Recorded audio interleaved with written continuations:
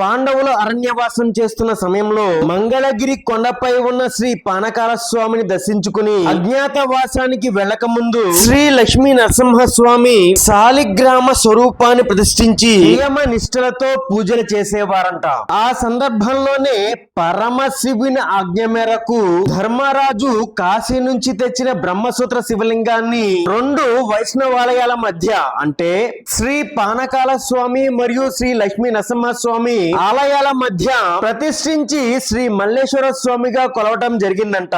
ధర్మరాజు ప్రతిష్ఠిత శివలింగం కాబట్టి ఈ శివాలయాన్ని ధర్మరాజ శివాలయంగా పిలిచేవారంట. ఇంతటి ఘన చరిత్ర కలిగిన మంగళగిరి శివాలయంలో శ్రీ గంగా భ్రమరాంబ సమేత మల్లేశ్వర స్వామి కొలువై ఉండటం విశేషం. ప్రాచీన కాలంలో శ్రీ సుబ్రహ్మణ్యేశ్వర స్వామి సర్పరూపంలో ఇక్కడ తిరిగేవారని పెద్దల మాట. మల్లేశ్వర స్వామి గుడికి దక్షిణంగా 51 అడుగుల మహాశివుని విగ్రహం ఉండటం గూస్ బంప్స్ విషయం.